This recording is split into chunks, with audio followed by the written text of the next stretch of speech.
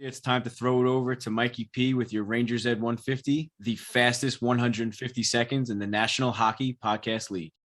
Ladies and gentlemen, welcome back to the Rangers Ed 150. We're finally down to our last two with the Stars and the Hurricanes exiting the playoffs in the conference finals. Before we get to the playoffs, one quick piece of offseason news. Kyle Dubas has signed on with the Pittsburgh Penguins as their head of hockey operations and is looking to contend for a cup over the next couple years with that same core of Crosby, Malkin, and Letang. Sid reportedly said the right things in his phone call with Dubas prior to Dubas taking the job, and ultimately this was the deciding factor for the former Leafs GM.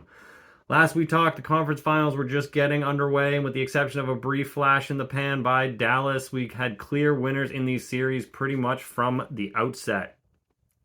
First off, in the East, the Panthers absolutely steamrolled the Hurricanes 4-0. The Hurricanes have now been in 3 successive conference finals and are 0-12 over those 3 series. Florida, on the other hand, is absolutely on fire, and to boot, Sergei Bobrovsky is playing the best hockey of his season without a doubt since taking the net in round 1 from Alex Lyon. Matty Tkachuk has 21 points, 9 goals, and 12 assists through the first 3 rounds, and he has done nothing short of make the Florida execs and their hockey ops staff look like geniuses for that offseason move. Florida's had they have a big test ahead of them in the Cup Finals against Vegas, and it's going to be a real knock 'em down, drag 'em out series.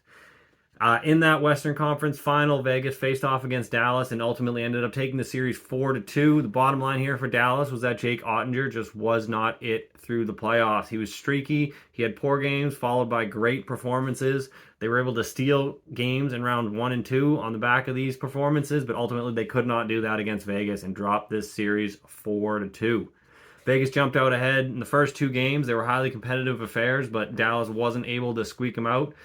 Dallas rolled over in Game 3, losing to Vegas 4-0 in a game that Jamie Benn fell onto Petrangelo's head with his stick, making the first bit of contact.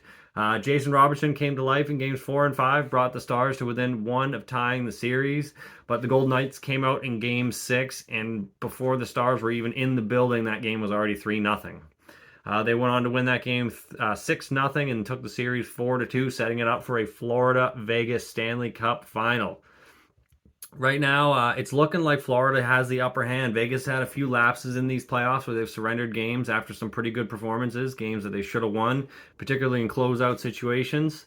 On the other side of the coin, Florida's been full steam ahead this entire playoff since going down 3-1 to Boston and Bob taking over the net. The only bit of concern here for the Panthers is that extended period of time they've had off between series after sweeping the Hurricanes, but they should be able to bounce back from that.